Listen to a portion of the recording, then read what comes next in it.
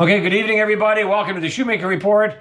Tonight we're going to talk about how Ya'akov Avinu, how Jacob, how he was able to learn to love Leah, his first wife, because we read in the story of Yaakov going to Lavan and having the whole marriage with Leah and then with Rachel and all this kind of stuff going on, that after he married Leah, he didn't want to marry Leah. It says that she was hated. But yet, at the end of the whole story, we find that Yaakov learned to love Leah. How did he learn to do that? Now, last week, we went through 5 basic steps, or rungs of a ladder, we called it, the ladder of love, taught to us by Rebbe Nachman of Breslov in his awesome work called Likutei Moharan. And we went through those 5 steps. Now, if you're coming to this Shiur and you haven't learned that previous Shiur, it's not critical to understanding what we're going to talk about tonight, but it would certainly add to your learning experience. So we recommend that if you're coming to this Shiur, at some point, go back and watch and learn the other one, the one that just came before this, called the Ladder of Love, that discusses Rebbe Nachman's 5 steps to learning how to open our heart to truly love people the way we're supposed to, the way we were meant to. What we're going to do now, though, is we're going to use that 5-rung ladder, and we're going to see how it applied to Yaakov, and how Yaakov was able to do exactly what Rabbeinu says we all have to do. And as a result of going through that and experiencing all those things and growing in that way, he was able to learn to expand his heart and to love Leah in a way that he never was able to love her had he not gone through all these different tests and trials in his life to really learn how to open up his heart and to repair his heart so that he could really see and love Leah. That's what we're going to talk about tonight. Remember, we started with a pasuk last time, which was in Tehillim chapter 89, verse 3, which says, what does it say? In 3 small little words, 3 little words. This is what it says: Olam chesed yibaneh, that the whole world is created with chesed. Now, this is very important to understand. We talked about this also last week, that there is the entire universe is literally created with love, which is chesed. Chesed is love. They're just 2 different words, the same kind of thing. So the whole world is created with chesed, meaning the whole world is created with love. And if the whole world is created with love, in other words, Hashem embedded love into everything, then why is it that we have such a hard time loving Hashem and loving each other? Because it's probably the most difficult mitzvahs in the entire Torah, which is really the essence of the Torah, is to love Hashem and to love your neighbor as yourself. And yet it's so difficult for us to do this. Why is that? Well, we learn because we have damaged hearts. Love sits in the heart. So we have damaged hearts, we have broken hearts. We've gone through a lot of stuff, whether in this Gilgul, in this existence right now, or previous Gilgulim, that we came into this world already damaged souls. We're coming in as like damaged goods. So it takes effort to fix it. And this is what Rebbeinu comes along and teaches us how to do it. And with the 5 basic steps were, number 1, in quick review, we have to learn to purify our hearts, which is the aspect of chesed. And we're going to learn to see how that plays out in Yaakov's life. Number 2, we have to bind that chesed, give it framework, give it a border, give it boundary with gevurah, which is like creating a framework, because too much chesed just kind of runs wild. You have to create structure. And we're going to see how that also plays into Ya'akov Avinu's life. Number 3, we saw how Rebbeinu taught. What's number 3? Number 3 was learning to have shiflut, lowliness, learning to have bitul, shiflut, humility, all these kind of things, like just saying, I don't have any will. I'm going to connect to the Tzaddik who's going to help me to do this. But fundamentally, I'm not even here. Everybody's better than I am. So in other words, getting rid of our arrogance and getting rid of our ego. And then we had number 4, which was a really practical thing, which is what? Learning to do business honestly. That corresponds to netzach and hod in the sefirot. And then lastly, we had what? Learning to see the good point in everybody. That corresponds to yesod. And when we learned, and that's basically Rebeinu's teaching in his famous Torah 282, a zamra, learning to see the good points in everybody. That's last week's class. Now this week we're going to see how these 5 play out in Yaakov, and as a result of that, he was able to actually learn to love Leah, where in the very beginning, he had no concept of how to love Leah whatsoever. She was really too high for him, and he couldn't see her. He couldn't understand her. He had no hasaga for Leah. Well, if you have your notes, you can follow on. If you don't, it's okay. We're just going to go through almost all psukim tonight and just look in Bereshit itself and just read psukim and see how it literally unfolds. These are psukim you're all familiar with, but in a way that we're going to try to tie them together to show us that, in fact, this is exactly what Rebbeinu taught that we went over last week. So the first way, the first step, the first rung of the ladder that applies to Ya'akov Avinu and how he was able to learn to expand his heart, to heal his heart, was step number 1, which we learned last week, was what? Purify the heart. purify the heart, heal the heart. That's the aspect of chesed. Now, how did he do that? That's that. If you want to go back and look at it, that's in Likutei Moharan, chapter Torah 34. Now, how does it correspond to Yaakov's life? It corresponds a lot to Yaakov's life in the essence of Lavan. The whole episode of Lavan, dealing with Lavan, who was a deceitful conniver, right, and a cheat constantly for literally 20 years, and learning to deal with that on an ongoing basis. First, with working, he thought he was working for Rachel. He finds out he was actually got Leah instead of Rachel, then having to work another 7 years, and then the whole escapade with respect to working 6 extra years after that in order to basically walk away with something in his some kind of wages for all of his work. 20 years, and we're going to go through a couple pasukim now to show that. But what is in other words, it's integrity. To purify the heart means that you learn no matter what happens to us, no matter what happens. That's an aspect of emunah. Hashem is orchestrating everything around us, so therefore we don't have to get angry. We don't have to bite back. We don't have to hold grudges, and learning to let all that go, learning to release that. That's how we purify the heart. And that's exactly what Yaakov had to do when it came to Lavan. Let's start here in Bereshit chapter 30 and chapter Lamed, and just a couple pasukim here in verses 31, 32, and 33. This now is taking place at the end of the 14 years when Yaakov really wanted to leave, but Lavan wouldn't let him leave. And so as a result, he had to work another 6 years. So how do we see this kind of integrity of Yaakov's heart? Let's see what the pasukim say. Vayomer ma eten lach. So Lavan says to Yaakov, what can I give to you? Hey, tell me what you want, and I'll give it to you. Just another lie, another trick, another deceitful statement. Nevertheless, Yaakov answers honestly, and he said, Vayomer Yaakov, lo titen li ma'una. Don't give me anything. I don't want your gifts. I don't want your gifts. Rather, what we're going to do is this.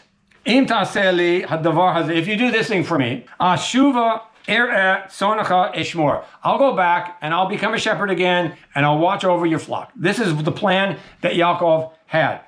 Evor b'chol sonacha hayom. I'm going to go through all of your flock. Of course, Yaakov was very familiar with the flock. He'd been shepherding that flock for 14 straight years, making Lavan very wealthy.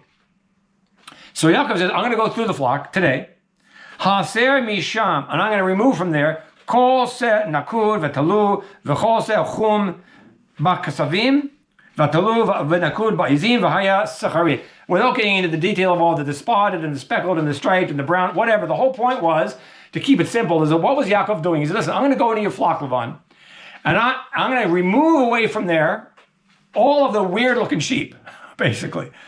And all the normal sheep, all the white sheep, because sheep were typically white. So any sheep that wasn't like pure white, it was Yaakov's intent to remove them, and they would become his, and that would be his flock. And then all the rest of the flock, which was all the pure white sheep, and all the dark black goats, that would be Lavan. So there would be a clean separation. And then basically Yaakov would take this herd of striped and spotted and speckled and brownish kind of sheep and goats. He would take those, and that would be his, and then he would develop those over 6 years. That was the plan. What happened? Well, what happened, you read it in a couple of psukim later, I don't have verse 35, but if you look at it, you find out that what happened, Lavan says, oh, good idea. And then what did Lavan do? He went through and he took out all of those sheep and all of those goats that Yaakov had planned to take out for himself as his starting off flock, and instead Lavan took them all out and he gave them to his sons. And then what was Yaakov left with? Zero, zilcho, nada, nothing. So again, Lavan tricks him. He basically, upends Yaakov's plans after he first just finished saying, here, let's read the pasuk, because basically Lavan says, hey, good idea. Good idea. But immediately he tricked him and he took away everything from Yaakov that he was going to have. So basically, Yaakov is starting off with a flock with absolutely none of the kind of sheep that he would eventually say, that's my hire. That's going to be my wages. And yet, he didn't bite back and he didn't fight back. And he didn't try to get into Lavan's face. Let's read the most critical point here is in this next pasuk, which I think is pasuk, whatever it is, maybe it's 30, I think it's 33. V'anta bi tzidkati b'yom machar. And in other words, why did he do this? He did it because it would be so plain. I mean, you either have a white sheep or you have a black goat. It's clear. Or we have these other weird looking sheep. They're spotted and striped and speckled and all this kind of strange stuff going on. It's like totally clear. In other words, Yaakov created a plan. His intent was to create a plan where there's no room for deceit. There was no way whatsoever that anybody, Lavan and his family, would ever be able to accuse Yaakov of tricking Lavan. Now, why is it important? Because this is how Yaakov is cleansing his heart. He's being tricked. He's being deceived over and over and over again. Rashi says 100 times. And and yet, Yaakov doesn't bite back. See, he doesn't return Mida Keneged Mida. He could have, but he didn't. Instead, he just took it in. And he says, when it's all said and done, after the 6 years are all over, my righteousness will show in your face. Why? Because it's going to be plain. There's no way you can cheat. There's plain white sheep, dark black goats, or the weird looking ones. And if he's got anything that's plain in his flock, then he says, you'll know that I stole it. So there's no way that Yaakov can cheat. He created a plan that it's impossible that he could cheat in it. And that's the integrity of his heart. That's what he did. That's how he went through those 6 years. That's how he faced Lavan's anger, Lavan's meanness, Lavan's deceit, and his trickery. That's how, because all Lavan cared about was what? Money. That's all he really wanted from Yaakov from day one, from the day that Yaakov showed up and he stuck his hand in Yaakov's pockets looking for money. That's all he wanted was money. And he figured out a way. He got 20 years out of Yaakov. 20 years. So this was Yaakov basically saying to Lavan, I'm not going to go in your way. I'm going to operate in a totally different way. Okay, so you can read the rest of the Psukim. I don't want to go through every last word. That's what that says. And you can read it in chapter 30, like verses 31, 32, 33, 34, 35, and so on. Tried to summarize so we can kind of keep the pace moving. Now, later on, after the 6 years are all over, we get to chapter 31.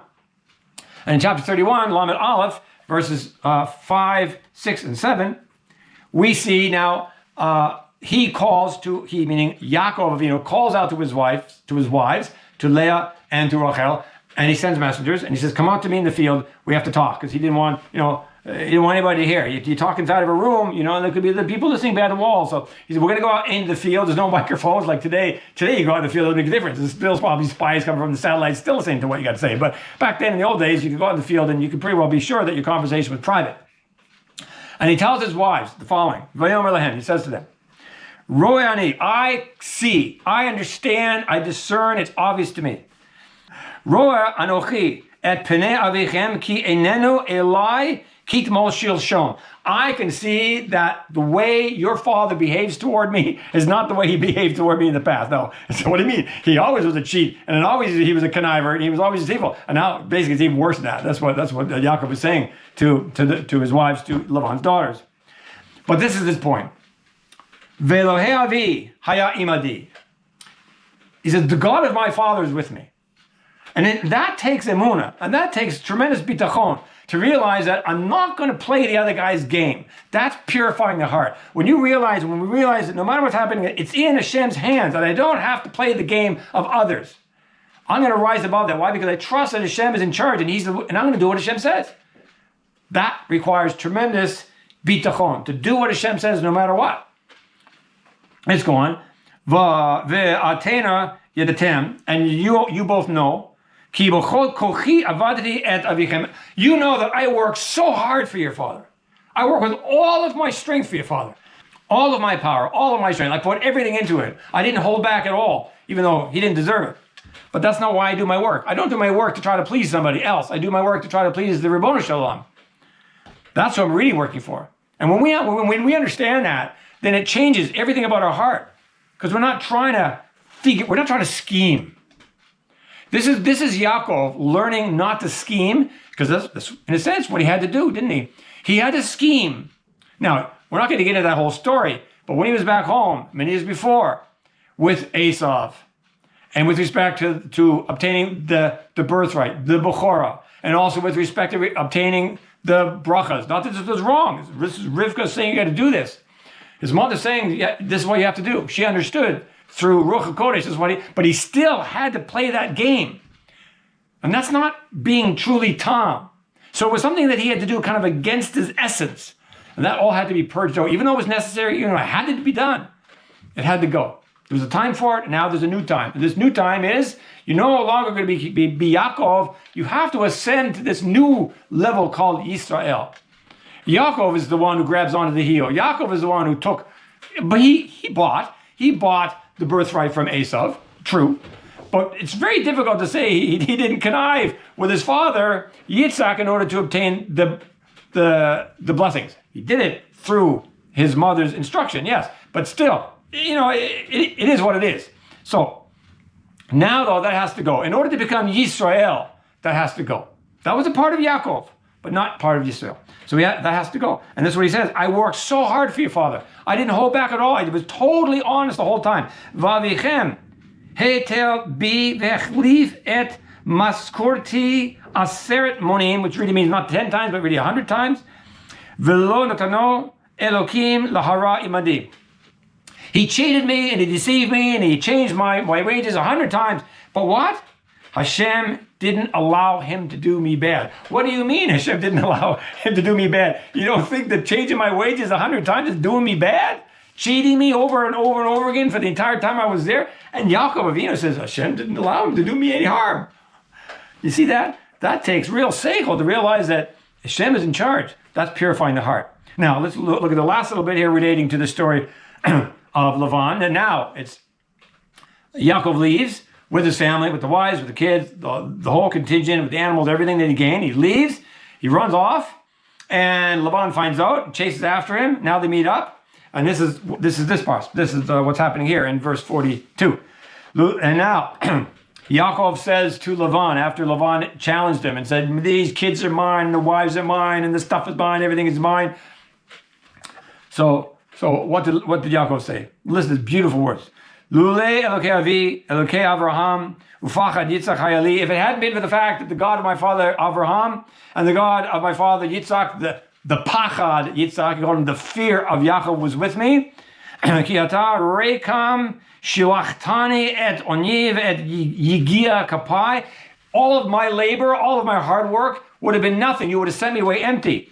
But what happened? Ra'ah Elokim. Hashem saw everything. He saw my hard work. He saw my integrity. Maybe that's the best way we can use in English to explain what do you mean purify the heart. To act with integrity, with honesty. V'yochach amesh. And he rebuked you last night. Because remember, Lavan had that, he had a nevuah. Hashem appeared to him in a dream in the night. He said, don't you do anything against Yaakov. No, either for good or for bad. Leave him alone. So Yaakov was telling him. But what is Yaakov saying here? He's saying, I put my trust in Hashem. He's not saying I did anything, I wasn't me. He's just simply saying, it's all from Hashem. My strength is from Hashem. He is my light. He is my strength. And that's whom I serve. And when we allow ourselves to fall into the trap that we think we're serving somebody else, maybe we are. And it's difficult. I'm not saying it's not difficult. But even if we are, quote, physically serving somebody else, because Yaakov served somebody, he served Lavan all those years. He actually served Lavan. But in his mind, he wasn't serving Lavan. He was serving Hashem. And we have to, no matter if we have a job, we work for somebody, I don't care. We have to think of the fact that I'm not working for somebody else. I'm serving Hashem.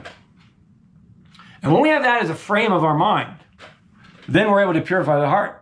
Because we don't need to get up on somebody. We don't have to be coy. We don't have to be clever.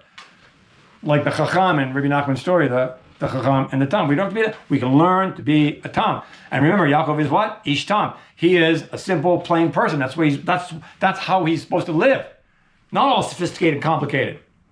That's purifying the heart. And that's step one. That's the first rung of the ladder that's helping now Yaakov to eventually acquire this new madriga called Yisrael. And when he becomes Yisrael, he's able to start to learn how to love Leah. Because Yaakov loved Rachel. Yisrael loves Leah. No, they're both the same person. He didn't cease being Yaakov, but Rachel passed away. So it's important to understand that Yaakov had like a dual personality, or he had one step and then he had another step. He started off as Yaakov, and that person Yaakov was able to instantaneously love Rachel, but that person Yaakov was not able to love Leah. That person couldn't see Leah. Leah was way up there, so high, incomprehensible, hidden. He had to he had to go up himself. He had to go up the ladder of love. He had to learn how to see Leah, to appreciate her, because she was so hidden from him. And this is step one. Now, let's go to step two. Step two is he had to deal with Esav. Now, every time that Ya'akov Avinu is dealing with something in life, he's really dealing with it inside of himself. Just to back up for a second, it's an important point to make. When Yaakov was dealing with Lavan, and he eventually, quote, beat Lavan and conquered Lavan and moved on from Lavan, and Lavan went back to his place, what was Yaakov really doing? He was really conquering the Lavan inside of him. And that's the key for all of this. We all have a Lavan inside of us, the deceitful part of us, the crooked heart. We have to straighten that heart out. We've had other classes about that. Rebbe Nachman talks about how to do that, but that's another topic. And the same thing here with Esav. There's an Esav inside of us, just like there was an Esav inside of Yaakov. And he had to combat that Esav and defeat that he had to defeat that Esav within himself. When he was able to defeat the Esav within himself, then obviously he was able to defeat the exterior Esav. He only was able to defeat the external Esav because he defeated the internal Esav that was in himself. And that's an aspect of gevurah. Remember, the heart has to be shaped. The heart has to be given boundaries. You just can't go wild with chesed, because that's also problematic. So there has to be gevurah targeted in the right, not gevurah toward others. You don't get, in people's faces, and you don't get overly harsh with people, and you don't judge people, and you don't point gevurah at other people. Rather, you point gevurah at yourself. You look at yourself and you judge yourself. And you look for the problems in ourselves, and then you fix them inside of us. That's defeating Esav within us. It's learning to take the attribute of gevurah, which is a beautiful attribute. Hashem created it, and it's part of the universe. It's one of the Shiur. It's an important midah, but it has to be pointed in the right direction, right? Chesed has to be pointed outward, and gevurah has to be pointed inward. When they're reversed, you got a deficient heart, you got a damaged heart, you got a broken heart. So this is our world today. We live in a world where everybody wants, I love myself. Love yourself. The pop psychology, right?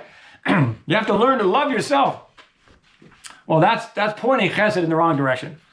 And then as a result of that, when we do that, what happens? We're overly strict with other people. And that's pointing gevurah in the direction it's not supposed to be pointed in. Now, let's see how we see this aspect unfolding with respect to Yaakov and Esav. This is in Breslov chapter 32. So it's just after, chronologically, it's just after the story that we just read. He knows Esav is coming. V'yirah Yaakov ma'od v'yetzer lo. It says there that he was really afraid, and he was distressed. He was like freaking out. We say in modern parlance, he was really freaking out. Now, why was he freaking out? So what he did is v'yachas at the answer. He split up the people and the animals, and you can go through the whole number of pesukim that follow this. What did he do? Creating different camps, and he prepared the animals for Esav, and a whole scheme he went through. What does Rashi say about this fear? He was saying fear. How could somebody like Yaakov be afraid of anything, of anybody? So Rashi tells us the meaning of these words. V'yirah, so this is also in your notes here. Rashi says v'yirah, v'yetzer, these two ideas of fear and distress. Rashi says, v'yirash shema yehareg. He was afraid that he himself would be killed. And also we find out later on, not just that he would be killed, but also that the family and the wives and the kids would be killed. V'yetzer, and he was distressed, im yarog hu et acherim. He was also distressed that he was going to have to kill Esav. Because remember the famous Torah that if you know that somebody's coming to kill you, you're supposed to rise up and kill him first. So it wasn't so much that he was afraid of Esav per se. He didn't want to die because he had a mission still to accomplish, and he knew that. He knew that his mission in life wasn't finished yet, so he didn't want to pass from this world.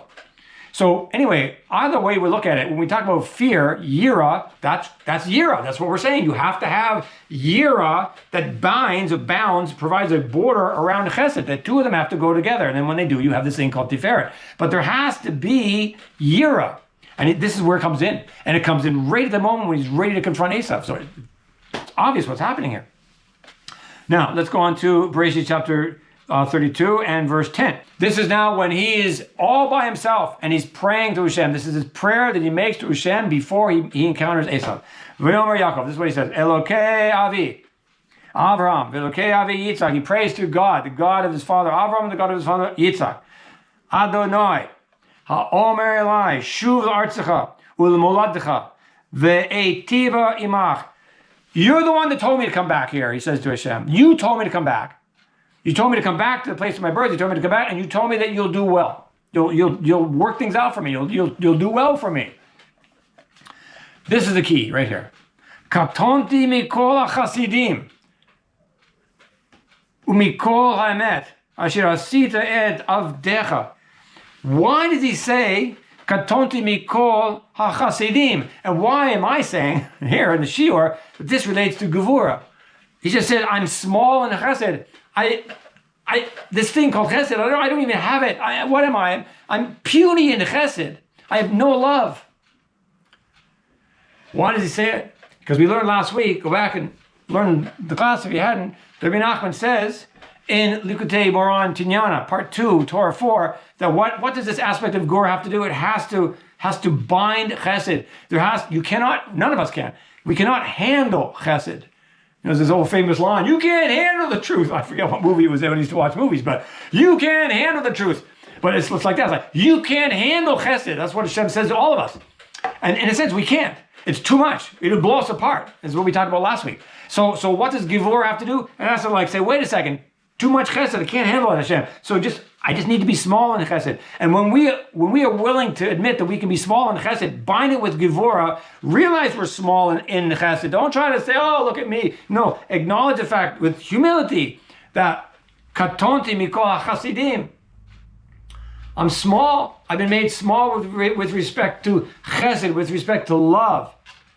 That has to happen, because too much love will blow us apart. That's like the shiur hakelim. That's the blowing apart, the smashing, the breaking up of the kelim that took place before the creation of this world. It's the same thing here, that the vessel is not able to contain it. So what do? You put iron bars all around that vessel. That's the gevurah. And you make sure that you can contain whatever chesed Hashem is willing to pour out into you. But little bit by little bit, le'at, le'at. That's what Yaakov is telling us here. It's a beautiful prayer, and it fits exactly with what Rabbeinu says there in that Torah. And then the next pasuk he says, "Hatzileni na miyad achi miyad Esav."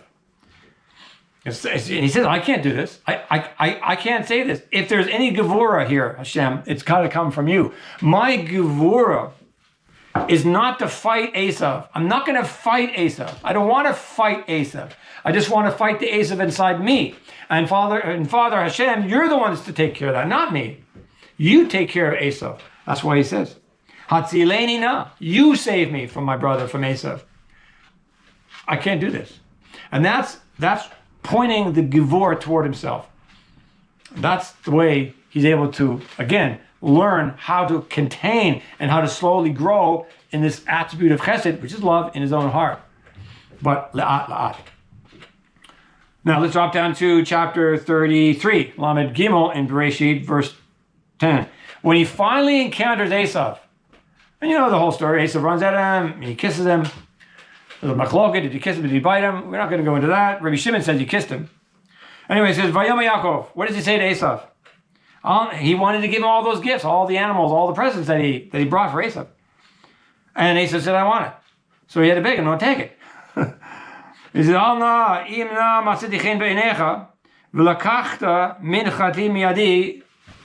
want you to take my gift, he says to Esav. I want you to take it. I'm hoping that when you see me, you see something gracious, not your enemy anymore. Not somebody you want to kill, not somebody that you're angry at, but rather you see chen, you see grace, which is also embedded in tiferet. Now, the rest of the pasuk, this is really amazing. What does he say? Ki al kein ra'iti fonecha kirot pnei Elohim v'tirtzeni. When I saw your face, it was like I saw an angelic being. I don't believe here Elohim here means Elohim, Hashem. It means an angelic being. You can see that in the Mefarshim. When he saw Esav, his quote mortal enemy, and he didn't approach Esav with an outward gevurah, but rather he approached Esav with an inward gevurah toward himself. constraining his own chesed, katonti mikol hachasidim. When he approached Esav that way, he just says, I don't even see you, Esav. I just see a malach. It's all Hashem. Ein od milvado. And so he didn't hate Esav. He had love for Esav and compassion for. He didn't go with Esav to Seir, and he provided a nice excuse why he wasn't going to go. But he was being clever, and he didn't hold something against Esav. He just needed to protect himself and protect the family. But you can protect yourself and you can protect your family without hating somebody. This was Yaakov. That's the second wrong in Rabbeinu's ladder. Let's go now to the third wrong, which is bitul. And we've already seen it already. We've already seen this aspect of bitul, of shiflut. You can see it already in the story with respect to Yaakov. You can see it, how he dealt with Lavan, how he dealt with Esav. There was an aspect of shiflut, of lowliness, and of bitul. But now we're going to see it even more profoundly now. What happens after all this? Hashem says to him, I want you now to go to Beit-El. This is even after the whole escapade with Dinah and Shechem. That's that. We're kind of skipping that story. We're going to after that now. Hashem says, Yaakov, you need now to come back to where we started, Beit-El. When you left and you fled your homeland and you ran off to go to Lavan, you went to Beit-El. That's where you had that whole vision of the Sulam. And you saw the Malachim, right, going up and down. Now it's time to come back. Now what happens there? An amazing amount of things happen at that point in his life. Let's just kind of go through quickly what happens, because this is really an essence of the bitul that's so very important to understand, was an ingredient in Yaakov learning to love. Okay, verse 1 in chapter 35. V'yomar Elohim el Yaakov. This is what he says. Kum, get up. Alei Beit-El, go up to Beit-El. V'shev sham, v'aseh sham mizbeach, go yourself, make yourself a mizbeach, an altar. Lakel, to God, anira elecha, that appeared to you, bevarchacha mipnei Esav achika. Why don't I just explain that when you were running away from Esav? Come back to that place. Now, verse 5. Vayisa'u, and they traveled, the whole bunch of people, they all traveled. Vayihi chitat Elokim al ha'arim. Hashem made sure that all the peoples around them were afraid. Because remember, this was just after the escapade with Shechem.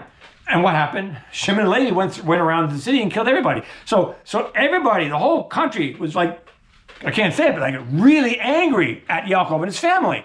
And so all of a sudden Hashem says, time to go. We need to go to Beit-El. What do you mean go to Beit-El? Can we just like hide in the cave for a while? Like tell all... No, you see, that's bitul. That's learning to say, I have no will. Bitul is what? Bitul is saying, I have no will, only your will, Hashem. So Hashem starts off by saying, come to Beit-El. Even though, derech hateva, you would think that all these people all around you hate your guts and they're going to come after you, what happened? Hashem did a miracle. Hashem did a miracle, and he made sure that all the other people didn't touch them. And they didn't chase after the children of Yaakov, and they had every right to do so. I mean, there's a big, massive slaughter that just took place in Shechem. So that's a test. When Hashem says to Yaakov, come to Beit-El, we'll just come back to Beit-El. It was a timing. Right now, at the very moment where you do not want to be on the roads, you don't want to be traveling in this country, you want to be like just kind of hunkering down somewhere, now is the time to go up to Beit-El. Wow. Okay, now when they get to Beit-El, 3 amazing things happen.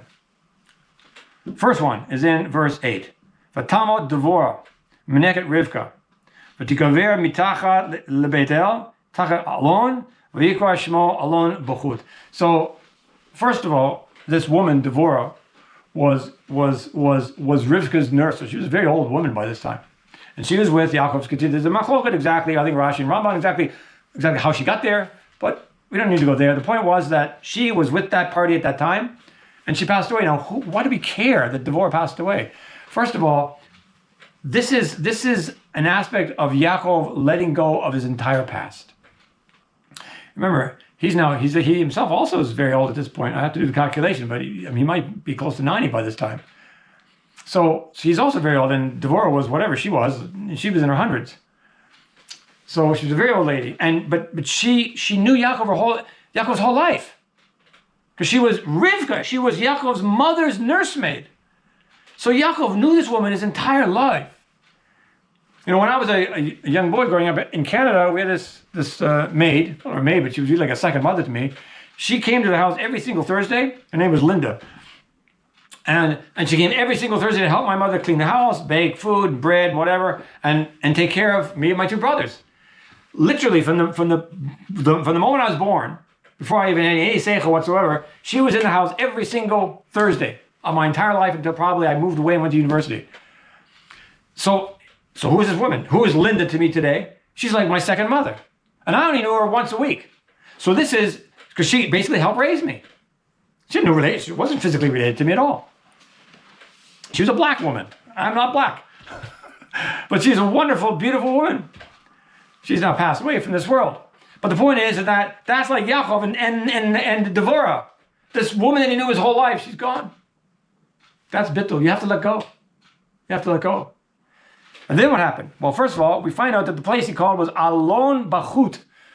Alon Bachut means like whatever, the tree or the maple tree, I don't know exactly, Alon, the maple tree of like tears, of crying. But the Mefarshim tell us that the word Bachut, you could just move the dot from inside the vav to the top, and you can read it as Bachot, which means cryings. Cryings, plural. And so we learn that this very moment, not only did Devorah pass away, but Rivka, his mother, passed away, and it's not mentioned explicitly in the Torah. It's hidden in the Torah. It was too painful. He had gone away. 22 years practically had passed. He hadn't seen his mother. He was coming back. Come back to mom. And he's almost there. He's almost there. He's almost in a place where he's ready to go. He's almost there. And Rivka dies. Wow. That's deep. That's heavy. Very heavy. Not only does Devorah pass away, but his mother passes away and he never got to see her. How many of us, you have to look at yourself in your own life. How many of us, that last moment before you ever saw your mother or your father ever again, you may not have known that this was going to be the last time. It ended up being the last time. This was it. He didn't have that last, hi, mom. No, it's gone. Bitul. Hashem's will be done. And then what happens? A couple pasukim later. V'yomer lo Elohim. Shimcha Yaakov. Lo yikra Shimcha od Yaakov. Your name is Yaakov, but it's no longer going to be just Yaakov anymore. Ki'im Yisrael. Yeshimecha. But now your name is going to be Yisrael. V'kra et Shemo Yisrael. And Hashem called him Yisrael. Why Davka now? Why now was he able to finally move on? Because he had gone through all these steps. And he had reached a level of what? Of chesed, real chesed, and real gevurah, and real bitul and shiflut. And his whole childhood was gone. Devorah's gone. Rivka's gone. He has a whole family. And his wife Rachel is pregnant. Like really pregnant. And what happens next? Verse 19. Rachel goes into labor, like right after they left Beit-El. Rachel goes into labor, gives birth to Binyamin, and dies. V'tamot Rachel, v'tikaver b'derech Efrata, he Beit Lachem. He's on his way home. He's on his way. Finally, he's going to get there. Not only did Devorah die, his childhood nurse is like second mom, and Rivka passed away, his real mom, and his wife, Rachel. And Rachel, by the way, was only 36 years old when she passed away. Boom, boom, boom. 3 of the closest, most dearest women in his life. Boom, in a span of like a day or 2 days. So he had to learn to accept that from Hashem's hand. He had to say, I have no will. Hashem, you're in charge. Shiflut, I'm nothing. That's the essence of bitul, of shiflut. And that's really embedded in tiferet. And he was able to get there, and he was able to become that because he had built chesed and gevurah properly. Okay, let's go on quickly now. Shechem. Let's go back to the previous chapter, chapter 33, the whole story, chapter 33 and 34. He shows up in Shechem. This is about a year or so, whatever it was, before the events we just described. Vayo Yaakov Shalem, after he had basically dealt with with Esav and the Sar of Esav, the whole thing. Shechem, to the city of Shechem, which was in the land of Canaan. After he came back from Padan Aram. Vayichan et Penei Ha'ir. Now this word Vayichan, he camped there. Is one way to understand it. He pitched his tent. He camped there. He said, "I've camped right next to the city of Shechem." But also it can also mean that he beautified, or he treated very nicely. He made improvements to the city. So we go to the Gemara for this. And what do we see in Masechet Shabbos, page 33, Amid Beit? Zamar Rav. What did he do? What do you mean that he made nice improvements, civic improvements, municipal improvements? What does it mean? So Rav says, Matbeh Tikin Lahem. He basically established for them good currency, something we could all use in this world today instead of this fiat inflatable stuff. But he fixed for them really good, proper currency. Ushmo Amar Shivakim Tikin Lahem. He created marketplaces, good, honest marketplaces where people could buy and trade, and everything was done, properly with proper weights and measures and so on. Rebbe Yochanan Amar Mir Chatzaot Tikin Lahem. He established bathhouses, mikvahs. So what is this got to do with anything, and why do we even care? Because this is the other rung of the ladder. Remember, one of the rungs of the ladder, the fourth rung of the ladder was what? Learning to do honest business dealings, and this is exactly what he's doing here. He's teaching. Not only is he himself, he did honest business dealings when he was back there with Lavan, for sure. But now he's actually teaching other people. So this is also building up netzach and hod. He's now metakening netzach and hod, honest business dealings, and he's helping people. He's weeding them off of avodah zarah, because what is the love of money is avodah zarah. So that's why he's also building his way. He gave them a proper currency so they couldn't inflate it, and they couldn't cheat people. And number two, he created proper marketplace so business was conducted faithfully. And then three, he made the bathhouses. Why did he need bathhouses? Because the love of money is avodah zarah, and if you're going to leave avodah zarah, you have to purify yourself from avodah zarah. So you need mikvah.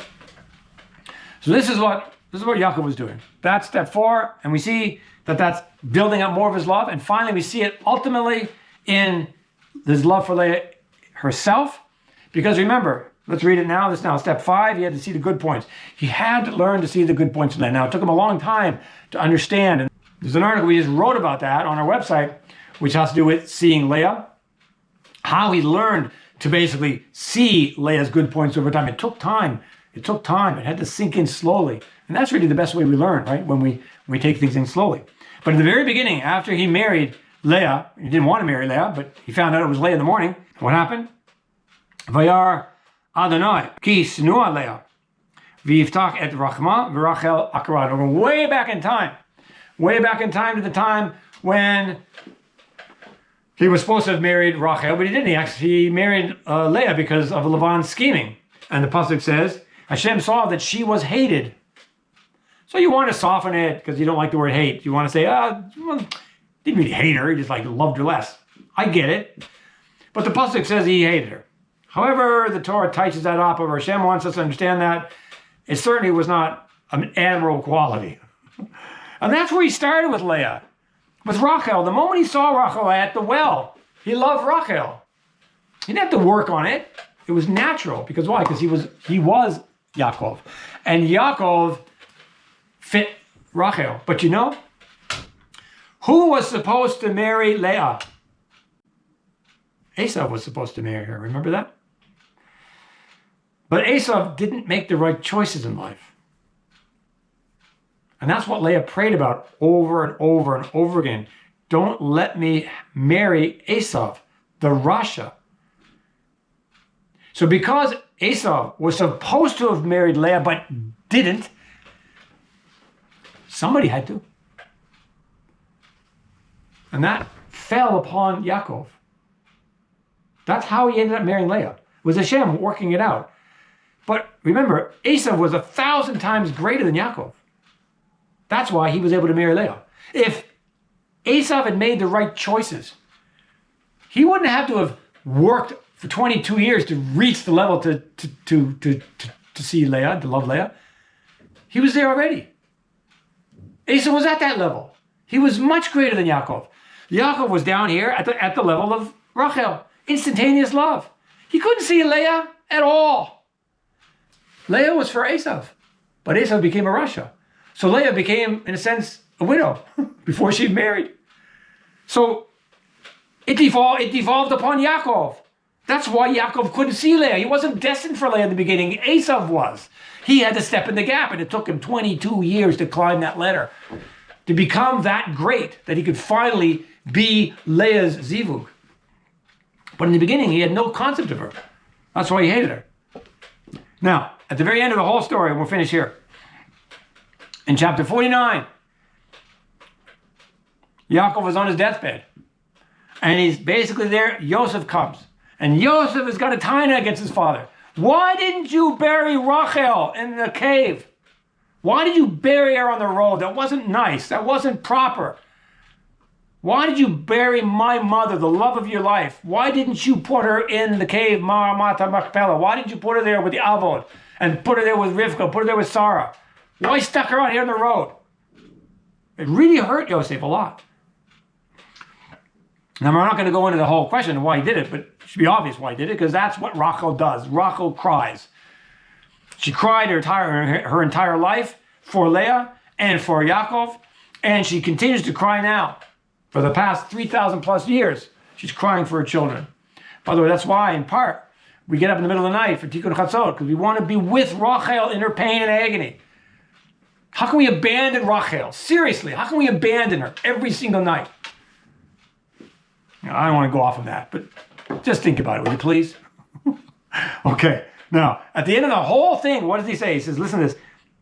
He's talking about Ma'arat HaMachpelah to Yosef, and he says, Shama kavaru et Avraham et Sarah. That's where they buried Avraham and Sarah. Ishto, his wife. Shama kavaru et Yitzhak vet Rivka Ishto. And that's where they buried Yitzhak and Rivka, his wife. Remember, by the way, you know who buried Rivka? Yitzhak couldn't, because he was blind and had to stay at home. He couldn't go out. and it wasn't made public. So Esav wasn't there and Yaakov wasn't there. So just the local Canaanites buried Rivka. How disgraceful. But anyway, that's what happened. That's the lowliness and the shiflut of these great people, our great patriarchs and our great matriarchs. Now listen to what he says. Vishama kavarti et Leah. That's where I buried Leah. He tells Joseph straight out, I'm the one who chose Leah to be with me for eternity in the cave. Why? What is he telling? What is he telling us? What is he telling Yosef? What is he telling eternity? He's telling eternity, I finally learned to love Leah. It's heartbreaking. When you really understand what's happening in these people's lives, it just makes you should cry. It took him all this time, and he's telling Yosef, yes, I love Rachel, and Rachel has a job to do. But Leah, she's my ultimate wife. She's the one that I'm choosing to bury. When she died, I buried her there in the cave. I didn't bury Rachel there. I buried Leah there. I love Leah beyond your imagination, Yosef. In the beginning, I didn't, you're right, but I learned. Why? Because I became Yisrael. And he came, because what did he do? He learned to see all of her good points. He learned to see that she wasn't conniving with him. She didn't usurp, the married wife status. She was completely fooled by her own father. And it slowly, he began to figure out the greatness of Leah, that he was able to love her. Now this, in conclusion then, this is how we have to learn to love each other, and how we have to learn to love our wives, and how we have to learn to love our husbands, our children, you name it, our parents. We have to go through these 5 steps. Now, you may say, oh, I'm not Yaakov, come on. Okay, true. B'ezrat Hashem, it's still going to play out in our lives. In whatever level we're at, it's going to play out. We have to learn to purify our hearts. That's chesed. We have to learn to work on gevurah, which is binding that chesed so it doesn't run wild, and learning to create a framework, structure in our life, not forcing structure on other people, but putting structure into our own life. Number 3, we have to learn that other people are much greater than we are. Shiflut, accepting Hashem's providence, accepting what Hashem does all around us in the world, not blaming situations, just accepting emunah and bitachon. And then what? Practically speaking, conduct your affairs honestly with other people. And then look for the good points in everybody. These are basic things. B'ezrat Hashem will take these 2 lessons which we've had. The first lesson on Rebbe Nachman himself, laying out the 5 rungs. This, we've seen it interacting directly in Yaakov's life. And then maybe next time, 2 weeks from now, B'ezrat Hashem, we'll have like simple things for us to do. Simple things, just basic yesod, simple strategies that we can do on a day-to-day basis, maybe once a week, maybe once a day. We can learn how, if we do these things, we'll build those 5 steps in our own life. And as a result, we'll cleanse our heart, we'll repair our heart, and as a result, the love from Hashem will come down through us out into others. You can't force yourself into love. You can't force yourself into emunah. You can't force yourself into having bitachon. All we can do is work on the kli. That's us. Just work on the kli. And then all these things just then can flow, unclog the kli. That's what we have to learn to do.